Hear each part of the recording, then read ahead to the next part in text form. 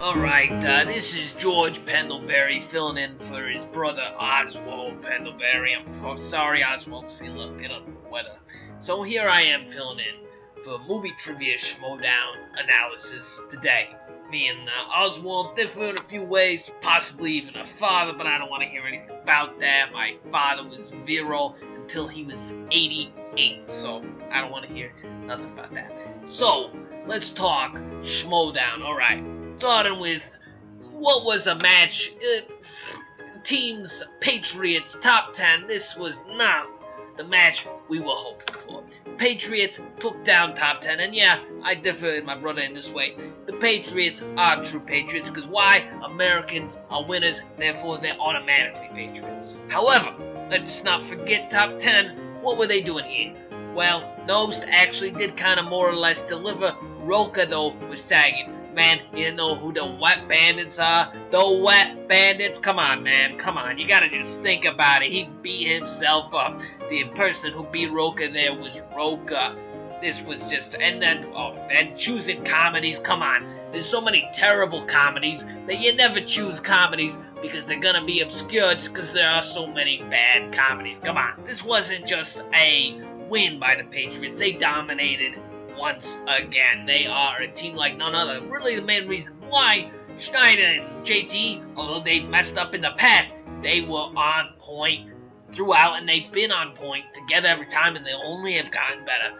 They are a team that will not be defeated anytime soon unless somebody comes along who's really got a team worth their salt. So far, I don't think anybody's around who's in it. Rotten Tomatoes is going up against them next. I don't think Rotten Tomatoes has what it takes to beat the Patriots, but, you know, we'll always see. Following that, we had the Collison. Alright, first up was that team's match, Nerds Watch versus, well, Rotten Tomatoes, who we're going to see later, going against Patriots. So what we had here was finally Rachel, the Crusher Cushion. She ran into that dreaded ring rust, whatever you want to call it. I guess it's not ring rust. She's been playing for quite some time and in order recently, but it's something. We gotta come up with an official Schmoedown word for this blockage that happens. That happens to some players, not all, but some players. We had this with Rachel Cushion. She just couldn't get some obvious answers, and that cost their team the match, unfortunately. I was rooting for you, Nerds watching. You let me down. However, they still gave it an effort. It was a close match, I'll give them that. But either way, I think the showing of both teams showed that they don't have a chance against the Patriots. And it's fortunate for Nerds Watch. I mean, they are a good team. They'll probably bounce back, be an upper tier team. But they will probably not get those belts, barring some unfortunate accident. Following that, we had a most controversial match. Actually, wasn't following it, but just go with me here. Of Christian Harloff versus Jeff the Inschneider Schneider. Okay, one head of that Hydra, that undefeatable Hydra that is the Patriots. But here, Schneider was defeated all alone.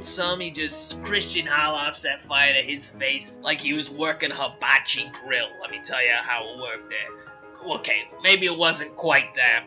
There were, what one might say, are suspicious. Now, I'm not going in for any of this penny crap that it's all rigged.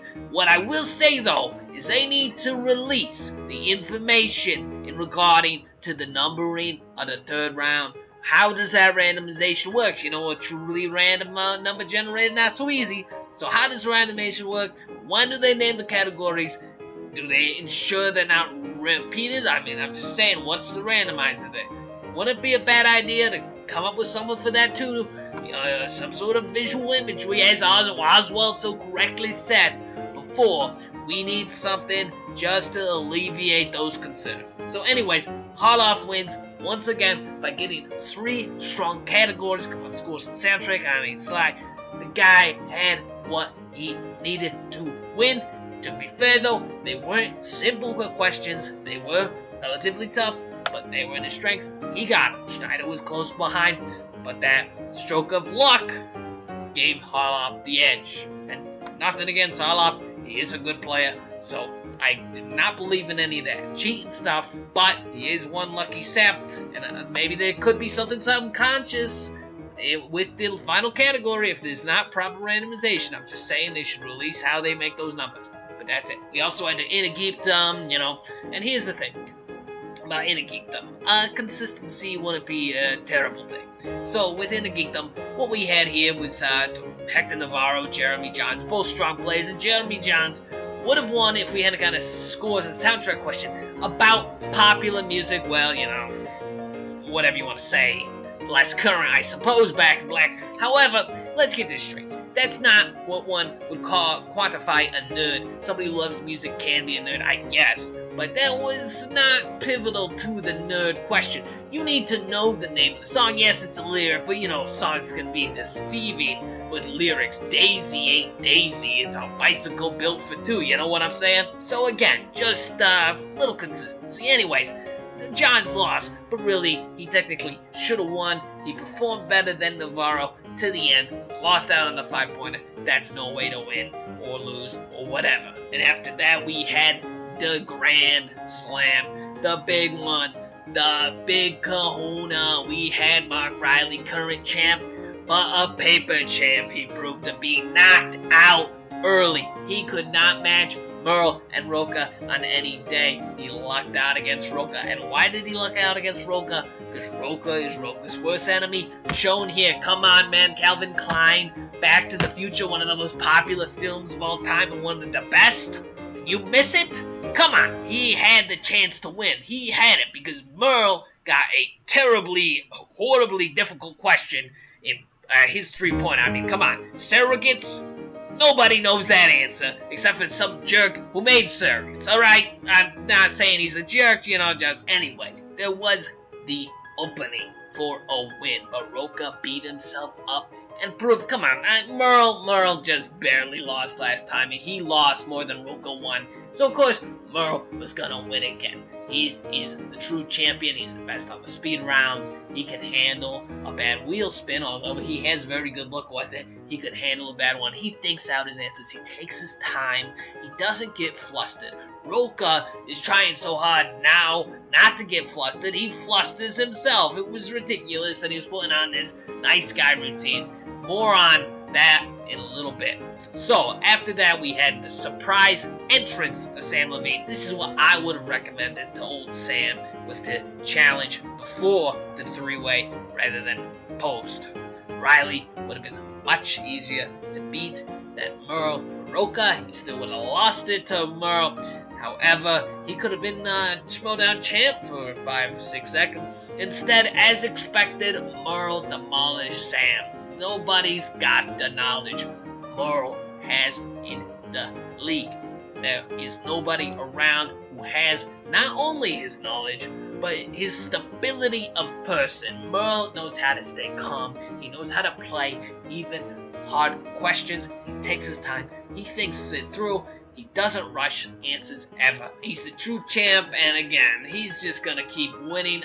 Harloff's going against him next. Harloff is a great player, and Harloff's been having a lot of luck lately. It is a chance that he could beat Dan, but man, that'll maybe require a little more luck, though. Harloff, great player. Okay, now after that, we have in predictions. We got Nose beat Dagnino, and before that, we had fallout of the 4 Horsemen. Roger Meyer, but not being a pure heel among heels with that jacket of his, that might as well be like, you know, a lion's fur anyways. So yeah, he was gonna win. That might as well be a lion's fur anyways. So he was gonna join him, and the Beast giving up. I mean, that's been going. The Beast didn't sacrifice himself in the free-for-all for his teammate. I mean, Roca should have kicked him out for that if he had any of the, you know, the gumption needed for an outlaw. And Roca's been acting the nice guy. You know, he can reinvent himself, or he can embrace the heel he was, which was the simmy face heel, the heel people love. Being kind of a soft-hearted cowboy, I don't know if that's going to work out that well for him. But that was the end of the 4 Horsemen. We'll see if they can come back. Top 10 not doing well, so it comes down to this match. See how they do. Nose v. Dagnino. Dagnino being kind of a joke of the league, but he scores a little better than a joke.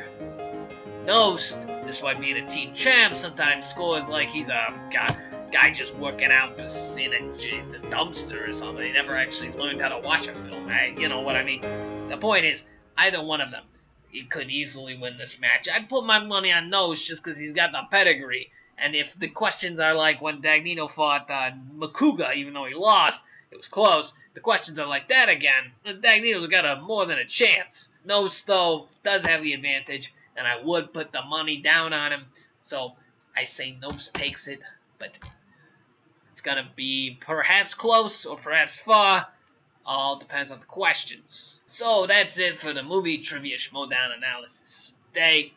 I'm your host, George Pendulbury, filling in again for Oswald. Let's all wish him well soon. Hopefully he'll be back next time. Thanks, and see you later.